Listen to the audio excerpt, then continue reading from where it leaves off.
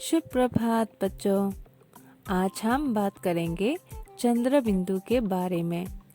हिंदी के कई शब्दों में हम चंद्र बिंदु का प्रयोग करते हैं, यानी इस चिन्ह को हम चंद्र बिंदु कहते हैं, यानी अनुनासिक।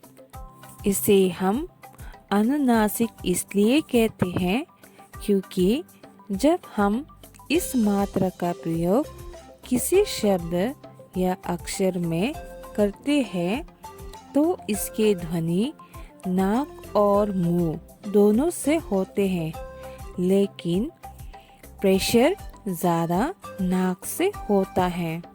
जैसे चांद, गांव, आँख, आंसू, माँ, ढूंढना, दांत, पांच, सांप। तो देखा आप लोगों ने, उसकी उच्चारण करते समय ध्वनि यानी साउंड ज़्यादा नाक से होते हैं, इसलिए हम कहते हैं अनुनासिक। ये है अनुस्वर की मात्रा जिसका साउंड है अंक, और ये है अनुनासिक की मात्रा जिसका साउंड होगा अ। कुछ शब्दों में चंद्र बिंदु को सिर्फ बिंदु ही लगाकर दिखाया जाता है। कहाँ? जिन शब्दों में मात्रा के ऊपर कोई निशान नहीं होती वहाँ चंद्र बिंदु लगाया जाता है, और जो मात्रा लाइन के ऊपर दिखाई देते हैं उसमें हम चंद्र बिंदु की जगह बिंदी लगाए जाते हैं, लेकिन इसका साउंड अ ही निकलते हैं। जैसे आ की मात्रा, उ की मात्रा और उ की मात्रा में चंद्र बिंदु लगा सकते हैं।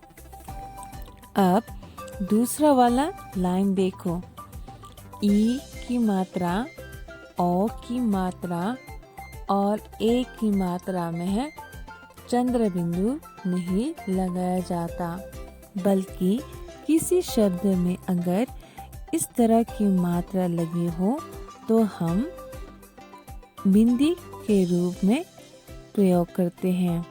जैसे चोंच, पिक।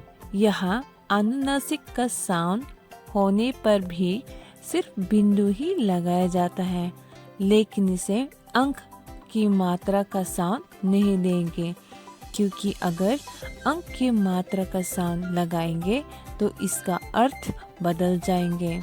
जैसे अनुनासिक होने पर इसका ध्वनि चोंच निकलते हैं, और अनुस्वर होने पर चोंच, जिसका कोई मीनिंग नहीं है।